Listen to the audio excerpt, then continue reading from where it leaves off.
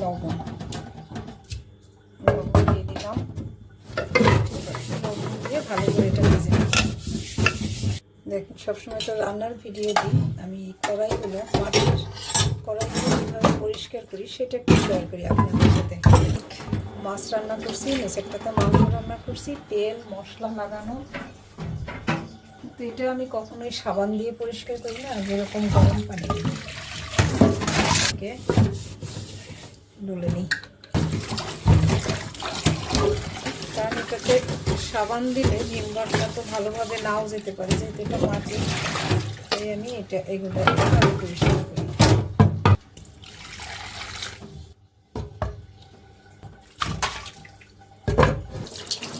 দেখবেন তো অনেক সুন্দর পরিষ্কার হয়ে যায়।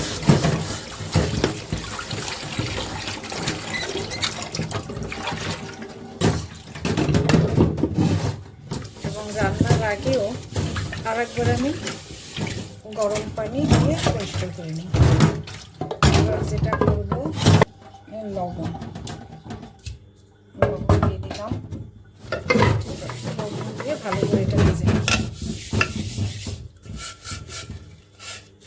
মাটির হাঁড়িতে সাবান আমি দিই না, না দেওয়াই ভালো। কারণ সাবান বা ভিমবার সেটা যদি পরিষ্কার না হয় ভালো করে, এটা পেটে গেলে অনেক ক্ষতি হয়, মানে ভয় লাগে।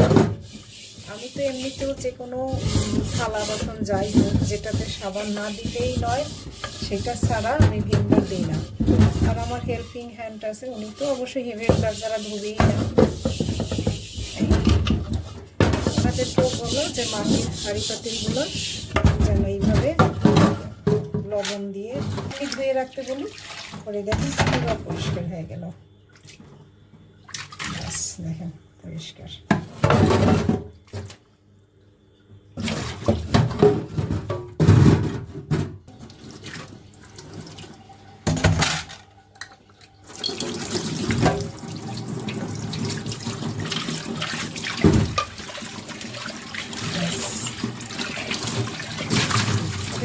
তেল আছে, একদম পরিষ্কার হয়ে গেছে। মাছ রান্না করেছিলাম, কত তেল কাজটা ছিল দেখেন।